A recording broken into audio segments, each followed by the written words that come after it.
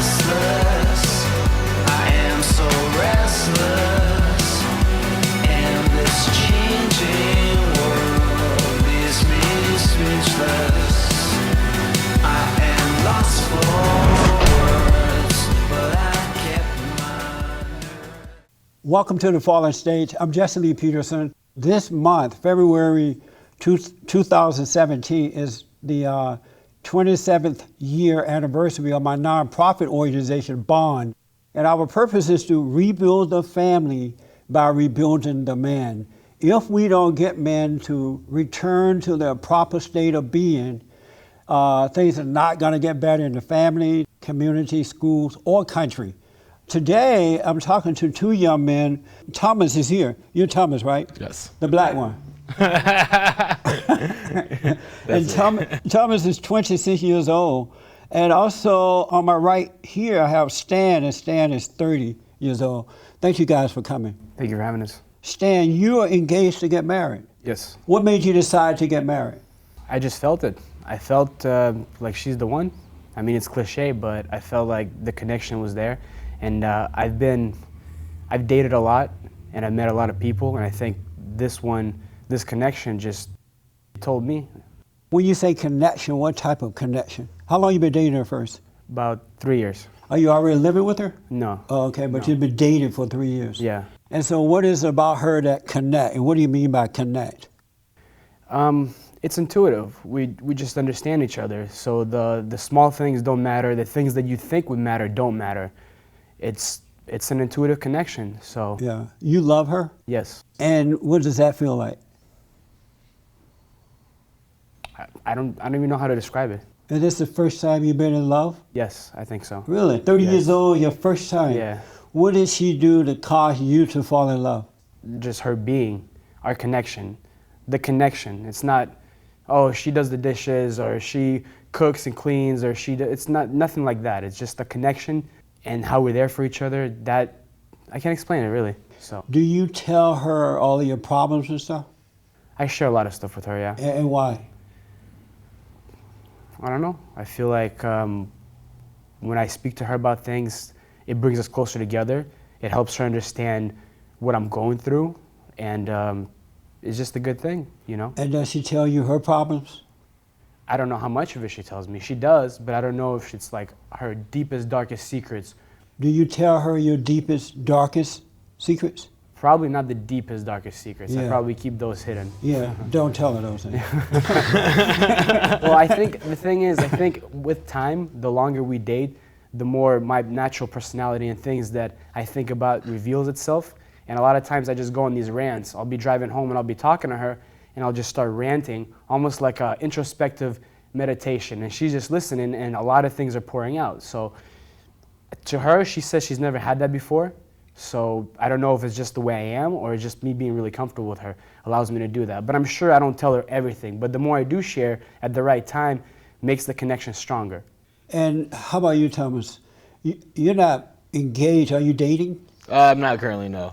Have you dated before? Yeah. And what happened with the last one you were dating? What ended up happening was I'm a little bit more conservative than most people. And when we first started dating, I kind of kept my Trump support kind of.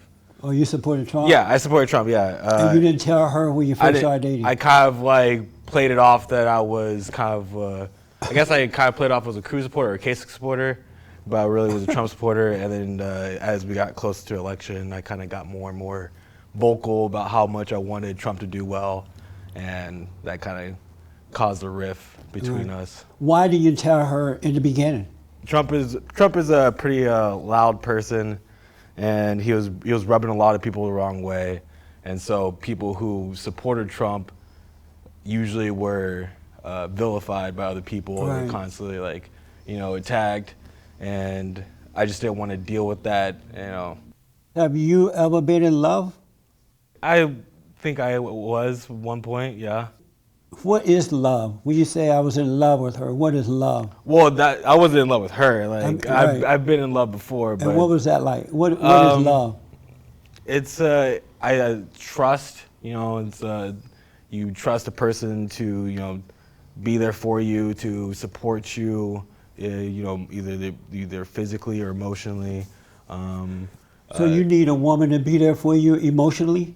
Yeah, you Yeah, know, I mean, that's what I feel is like kind of the goal, is to find someone who will be there throughout your life to kind of just support you and kind of be your, you know, your rock, your pillar.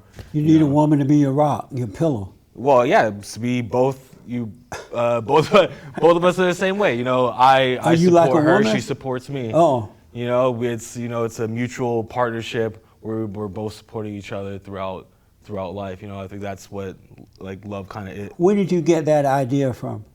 I guess I never really thought about where I got the idea from, but it's probably, you know, from, you know, what people told me what it should be. Oh, okay. You know? And how about you, Stan? You need your fiance to support you emotionally, to be there for you emotionally? I think if I can ground myself emotionally, I think her being there for me emotionally would be a lot better for both of us.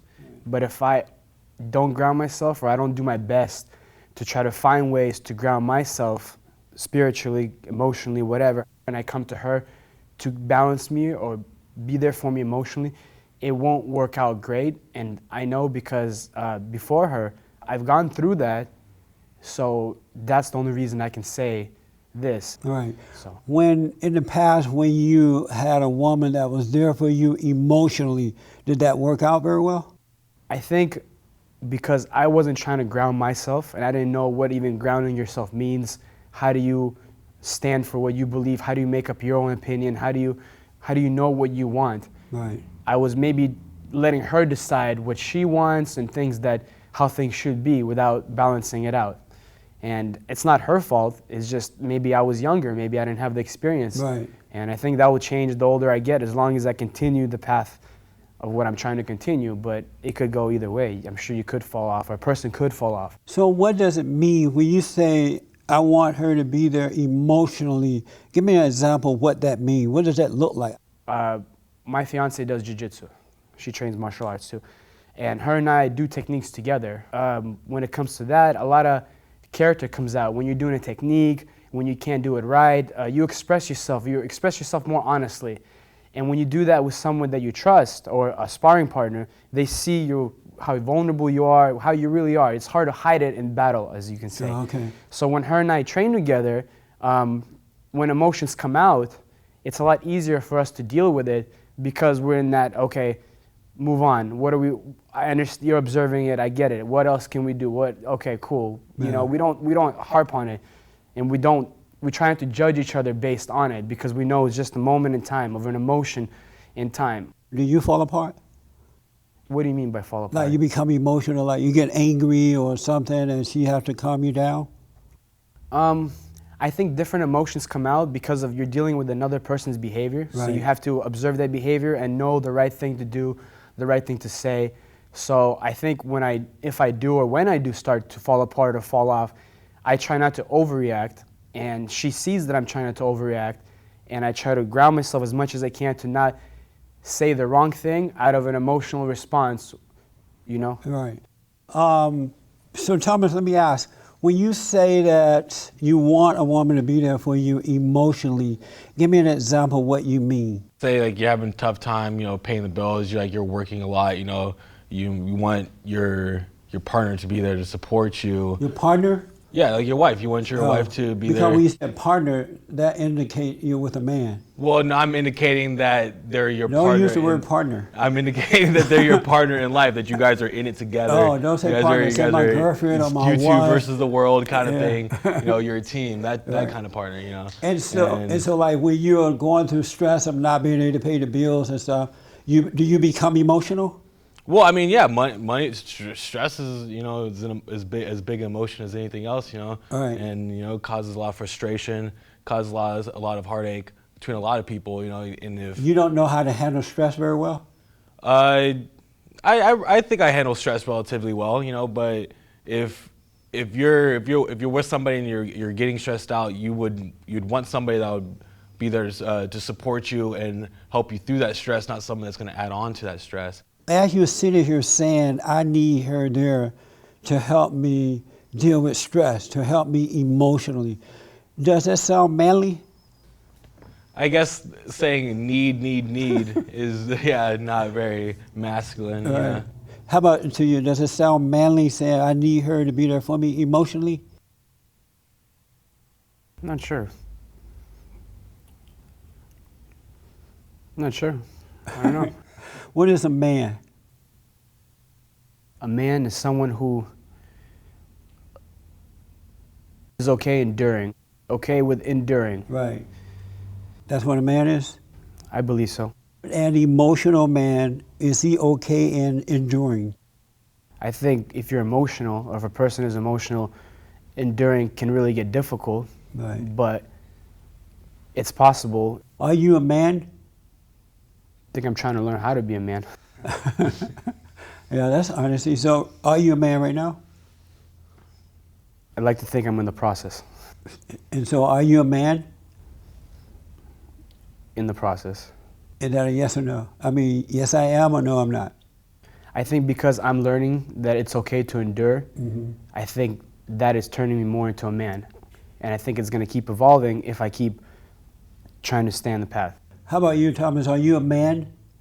No, I'm still a young kid. Yeah, I still know I don't know a lot of things, and I'm not all together. And what is a man? A provider, someone who can, provide for a family and create a life and be able to raise children to become a better generation. Did you know before now that you were not a man? I was aware that I was still a boy. Yes. And what does that feel like to be 26 and not be a man? It's not the greatest feeling, I always figured that by now that I would honestly be married and be providing for a family already. Are you depressed knowing that you're not a man at times? No, I know that everybody's life is a journey, and my journey is because I know I'll get there because I know what I want to be, and I know where I want to take my life. What do you want to be? I want to be a provider. I want to make a good, honest living well enough to provide for a wife and children. What does it feel like being 30 and knowing that you're not a man yet? Oh, the first time I realized that I'm not a man based on my definition of not being able to endure, I was very, very depressed. And then I had to figure out, well, what do I do now? But then the more you do it, the more you can prove to yourself I can do it, like little by little by little by little, but it's very easy to fall back. Yeah, it is. So it's like, it's almost like, but the more you polish the sword, the sharper it gets. Did you have sex before marriage? For sure. You did? Yeah. And even with your fiance, you've already had sex with her? Definitely. And why? Because that's just what I'm used to. And I don't think anything of wrong with it. You don't? No. Why do you have sex before marriage? I really don't have an answer for it. It's a natural thing. It's a way for me to connect with her. Have you noticed that when you first meet the girl, everything is nice and sweet? You get to know each other, and the moment you have sex, everything changes? Everything changes. Yeah, and it changed for the negative, not the good. Yeah, Have you noticed that? I have noticed that. And so if it was good to have sex before marriage, why would it change then? The relationship shouldn't change. I think the reason it changes is because if the person, either the guy or the girl, wants to have sex for the sole purpose of gratification, the sexual gratification, then it's the wrong reason to be doing it. But if there is a deeper connection involved and you keep using sex as a tool to connect, then it can be a beautiful thing. But I definitely think a lot of times it goes south when you have sex immediately or you don't wait for it. All it is just an object. Then all the interest is gone. A lot of times that happens too. So why not wait until you get married? I don't know. Are you able to wait? I never really tried to wait. With my fiance though, we did wait, and we waited. I wanted to wait, and she wanted to wait, and it took longer than with somebody else. But you didn't wait though because you haven't gotten married yet. Yeah. And what you're going to find is that once you get married to her, the sex part is going to die out, and you're going to be stuck with the hell part. Oh, well, I just have to enjoy the ride and see what happens. At this point, it's like, I'll talk to you in a year or two when it happens. Hopefully we can do this again, and then you show me a rewind and be like, oh, well, you were right or you were wrong. Yeah. When is the wedding? We haven't set a date yet. Okay, so why not from this day forward, no sex until after the night of the honeymoon? I'm not going to do that. You can't? I don't want to. Why not? It feels too good. It feels good. And why do you need such a good feeling? I think that brings us closer together. But it's not though. I mean, emotionally, you are addicted to her, and she's addicted to you because she has control over you. She's the drug dealer, and you're the drug addict. And so you keep going to your dealer and taking this drug, and now you can't live without it. Well, I don't know if we can't live without it. Let's give it a try. Let's just see if we can wait until marriage. I'll have to talk to her when we're done with this, and we have to have a serious discussion about this and see what she thinks. I have to get her to agree on it too. Why? Well, because if I tell her no sex, then I don't know how she's going to feel about that too. But if it's the right thing to do, why would you care what she feels? Oh, because I don't know what her morals are about it. But suppose you want to wait because you want to see what effect would it have on the relationship. You want to know her better without that emotional tie.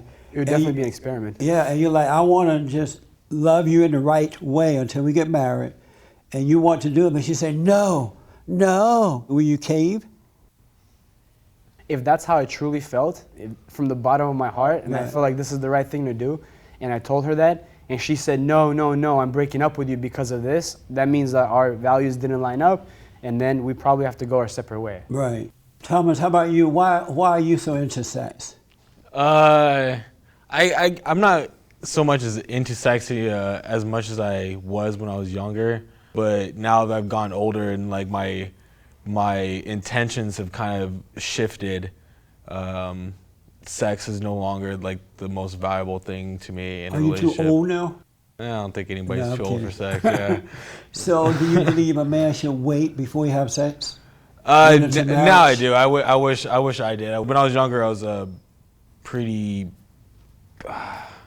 dedicated to the Christian faith, and so I was kind of like holding myself off till marriage, and then But it didn't work.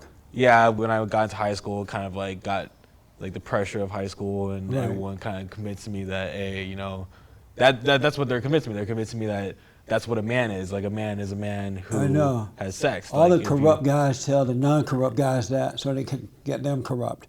Were you raised by your father and mother? Yes. Both? Yes. And who were you closest to?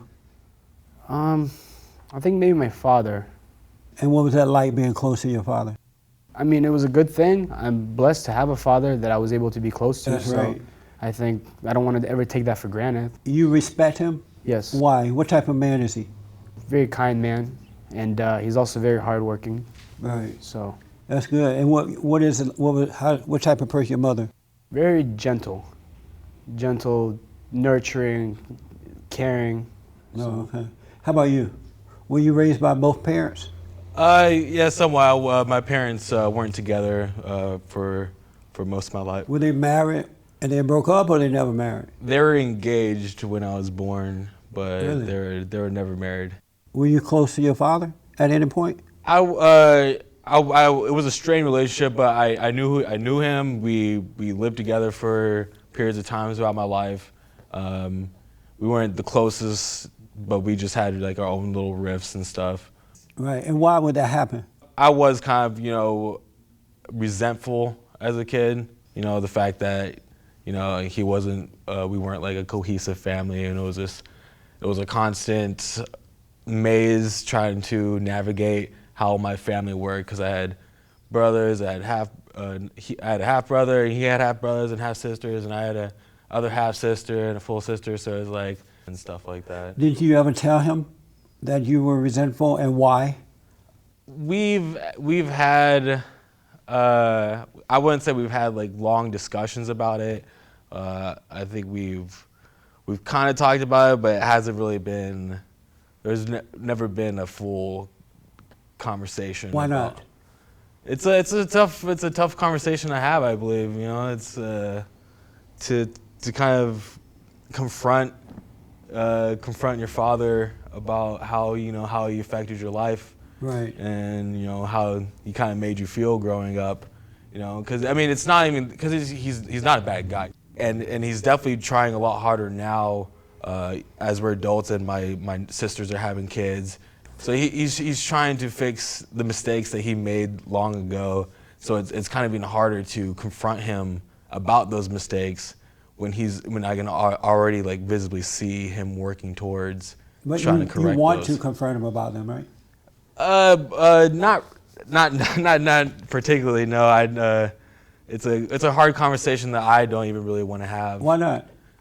Because I mean, it opens up, you know, it opens up a lot of emotions that, you know, I don't really want to. I guess don't really want to deal with. Why not? Well, for one, like I said, he's trying harder. He's trying to be there, and I don't want to hurt him by telling him how he hurt me, and you know. Stan, what would you recommend to Thomas? That he talk to his father about this or not? I definitely think you should. I do too. A real man deal with situations. He doesn't run away from them. A man that says, "Oh, I don't really want to hurt his feelings. I don't want to have to awaken emotions." Does that sound like a woman? It doesn't sound like a man. Men face things. They go and deal with those difficult moments. That's how you become a man. If you run away from them, you're never going to become a man. And your father doesn't realize how much hurt you had and still have by him not being there, being the example that you could look at and love your father. And you're never going to have peace until you deal with your father. You don't have to attack him. Just go and say, you know, I've been mad at you because I needed you there. And you weren't there, and I don't feel love. I don't even know how to be a man because you were not there for me, and I'm sorry for holding that against you. How difficult is that? Yeah, and when you put it on paper, it does sound pretty easy. Yeah. It's just in your mind that it's difficult. It's not difficult. I went through the same thing. You did? What Yeah. happened? Well, like when I started, I guess, trying to be more introspective, I think martial arts, Jiu-Jitsu really helped me with that. Yeah. And I started realizing that a lot of the traits, a lot of things that my behavior comes from my relationship with things that my father did for me growing up, the way he acted, you know, kids mimic, the behavior I observed, how he treated me was a reflection of how I would see myself. That's right. And I didn't know how to let him know, look, man, you gotta change the way you treat me, but I also have to change the way I treat myself, but you have to see that I'm trying. So the more I started doing it and trying to do it in a nice way with the right kind of energy, the right kind of intent, he started feeling that and he started respecting that slowly. Yes. And it started balancing itself out. But it took a while for him to start seeing that. Yeah. But for the longest time, I definitely didn't want to, like he said, I didn't want to cause him any pain because then he might think he's a failure or he did a bad thing as a father. And that's the last thing I wanted to do because that would make me feel bad. But I have to face that. That's right. Like you said, the only way to change it is by facing it and talking to him. And did you feel better once you dealt with him? For sure, it's changing everything because I didn't know what I was feeling depressed about. I didn't know what I was feeling guilty about. I couldn't pinpoint it. And then I'm like, oh, okay, now I realize. You're never going to be a man until you can forgive your father and mother. Because were you close to your mother? Yeah. Yeah. And see, that's unfortunate. You only know how to be a woman, but you don't know how to be a man. And that's going to change, though, once you forgive your father. But you're not going to yell at him and accuse him. You're just going to tell him how you felt with him not being there. You know, how much you needed him. And, you know, just tell him that, and I'm sorry for holding that against you. And your life would change just like that for the good. That makes sense? Yeah. Do you resent your mother, too? No, my mom's been a pretty awesome parent. She's always been there for me. She's always, you know, she's always taking care of me. Did she make any mistakes with you? Mistakes as in? Were there times when she would get on your nerves? I mean, I think everybody's parents get on their nerves. How about your mother? Oh yeah, I mean, there were times where she's a little dorky. So there's times where, especially when I was younger and as a teenager, where, you know, her dorkiness would. But now her dorkiness, I love her dorkiness because it's like my dorkiness too, because I was raised by her, and so I kind of see my personality kind of shine through her personality. Oh, I see. So she would get on your nerves at times. You would be angry about it, and then as time went by, you stopped being angry and became like her.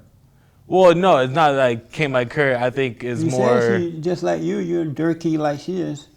Well, Your person. no, I was always like her, and it was. You were I think, always like her. Yeah, because I mean, you kind of mimic the person. You that you're became around. like your mother, Yeah, she's a pretty awesome person. and so you became like her. Yes. And what does that mean to be like She's a woman? well, it's just how the way she treats people, the way she carries herself. You like being like your mother?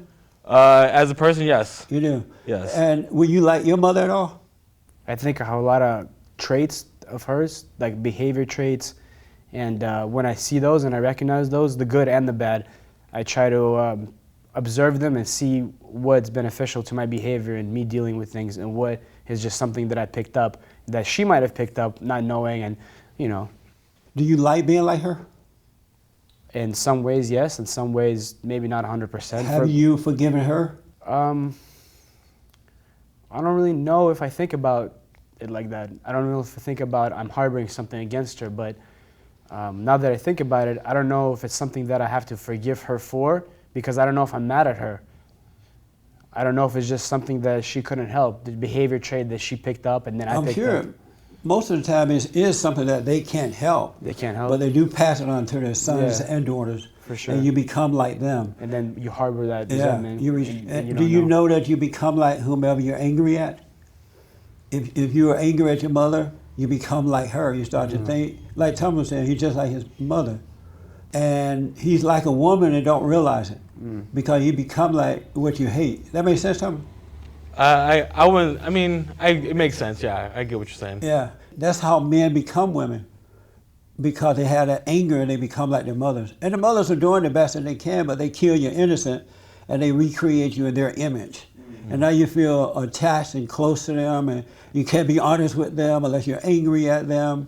And then you'll go and get married, and then your wife would create, because you're going to marry your mother, and your wife would do the same thing to your children. How do you break the cycle? By forgiving your parents. Do you think that if a person can only realize that that person needs to forgive that person, only if that person is grounded enough emotionally to even have that realization? Otherwise, the forgiveness won't come. You mean the person that you need to forgive? Yeah. No, it will come because you don't want anything from them. You're going there to be set free from them so you can finally become yourself, who you are, not who they are. And so you go to them and you apologize for harming and anger against them, realizing that they couldn't help themselves. And you just say, you know what, I'm sorry for being angry at you, but you did this to me growing up and I've been holding it against you, and now I'm just like you. But You know, isn't part of who you are? Isn't that it doesn't your parents make you part of who you are? Like Yeah, growing up but around they're your not parents? supposed to, though. The parents are supposed to live a life of honesty and character, a life of principles, and the kids take on the principles, but not the personality of the parents. But when they're angry, you take on the personality of the parent. If I go to Jiu-Jitsu every single day with Stan and my buddies, you know, the stuff that we do at Jiu-Jitsu, that kind of personality is going to pick up. If I'm around... I know, but you're not going to become Stan because you're not hating Stan. Yeah, but parts of Stan's personality will rub off on me, and, Only because and my personality will kind of mold Right, to Stan's because you're personality. in that fallen state with anger, and so you become like your environment. You're never yourself. You become your environment, but you're never going to be happy becoming someone else. You know, it's funny that we were just talking about this exact thing on the way over here, and we were talking about how when people don't find a way to ground themselves emotionally or figure out how to do this, we tend to look at other people who act a certain way. So if you see somebody that acts really confident and has a lot of style or something that a person admires about the other person, we tend to think that if I just mimic that person, if I just walk like him, talk like him, act like him, for some reason, I'm just going to get these magical powers and I'm going to be him. That's right. You know? But that's what angry people believe because they can't see and they're not themselves. You have anger? I think I do. Yeah, how about I do you? have anger for sure. Yeah. Yeah. Do you think it's normal to have anger? Yeah. I mean, yeah. I think everybody has a little bit of. I don't anger. have it. Towards anything? Absolutely Anything. nothing. No. Okay. Well. How about you? Do you think it's normal to have it? I think holding on to the emotion of anger is not a natural thing. We're out of nature. We're out of Yeah. sync with nature when we hold on to the emotional attachment of anger But because you're not we're never supposed to free. even have it inside of your body. Yeah, and if a person experiences it, is it a way to just let it go and observe it? No, you have to Immediately? forgive. You really have to stop being angry at whomever. And then it'll be taken away from you. You can do that then with you yourself? can become a man. God will take it away. Once you acknowledge and realize that you do have this anger toward your parents or yourself, and just see that you have it, but don't judge yourself for having it, it'll be taken away from you. And then you would never have to deal with that again. Men who are angry are women. They act and think just like a woman. That's why you guys think, oh, I want her to be there emotionally. I can't have the stress, and I can't do this. That's the way women need men to see how to help them overcome that stuff. Men need Christ, and Christ need God. And there's a spiritual order, God in Christ, Christ in man, man over woman, woman over children. And our job is to love God with all our heart, soul, and might, and be a foundation for our family. If a woman needs a man, like you're saying, to be emotionally strong and teach them how to do that, To overcome it. to overcome, is it possible that a woman can do this on her own and she doesn't need a man? She can just be a separate entity, energy, human being, light, whatever it is, Yes. who learned how to control it, and she's not looking for a man to do that for her. Well, what I want to Is tell that you possible or no? yeah, you can't control anger. It controls you. It's a spirit. But yes, a woman can. She needs to forgive her mother, who imposed herself on the daughter, who turned her away from her father. And when she forgive her mother and then her father for not being there, then God will forgive her and she can be free too. She doesn't have to have a man to do that. Oh, okay. Yeah. I think you kind of misunderstood me when I said I'd get frustrated with my mom. It was more of like, like I got embarrassed by my parents, like it's I think that's a normal teenager thing to do. Like I love my mom. My mom was a fantastic mother. She raised thing. 3 children. She was That doesn't exist. Huh? Men and women who say that their mothers were fantastic moms are afraid of their mothers. They want to see their mothers in a nice light. They don't want to see her in reality. I mean, I don't believe that because my mom she worked very hard. Let's test it. Okay. I want you to tell your mother the things you didn't like about her the next time you see her. Okay. All right? And say, I'm sorry for holding that against you. I mean, okay. But don't ask her to forgive you. You apologize for holding that against her. But when you say fantastic moms don't exist, like Right. you're saying that there aren't good moms, and people only see moms as good because they're afraid to hurt their mom's feelings Yes. by telling them There they're are, bad. I never say all, not all, not all. Of course, there are some women who grew up close to their fathers, and they love their fathers. And so those women who love their fathers would be loving you in the right way as well. I have really strong women in my family. They're all really great parents. That's unfortunate. They've all raised really fantastic children. We're all contributing members of society. So if parents are causing the children to become angry, is that parent a fantastic parent? They're not a perfect parent. Are they fantastic? They could be. Like you said, not all, but Are not they all, fantastic? not all, but they can be No.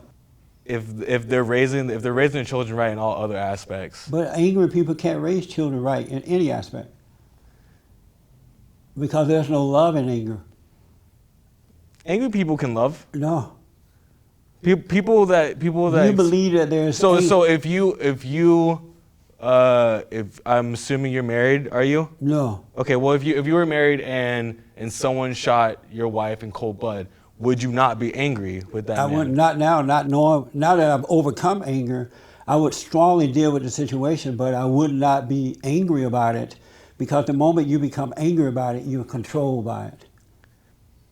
That's why you have to overcome that by forgiving, so that when you do get married, when you're in the world, dealing with the world, you can deal with the world with strength, with insight, with courage.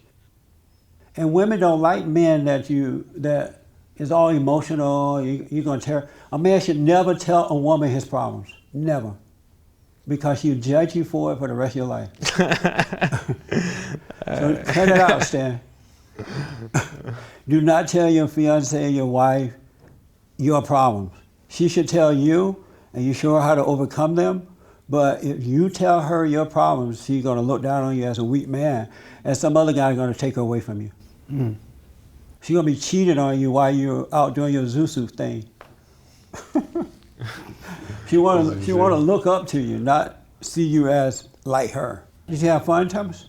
Yeah, that was a good conversation. Anything you disagree with? I do disagree about the fantastic moms thing. Did you have a good time, Stan? I had a good time. I had fun. Okay, thank you guys for coming. And thanks for taking the heat. Ooh, baby, I love you. What more can I say? Ooh, baby, I need you. I miss you more every day. I say. Next time on The Fallen State. The point with Trump is that he was very offensive to many groups. Well, he was offensive to Latinos who hate white folks. He was offensive to them because he told them the truth. So of course they get angry because they've been spoiled, getting their way for so long. There goes my chance to be mayor of LA. That's it. This video is going to be used against me in a court of law.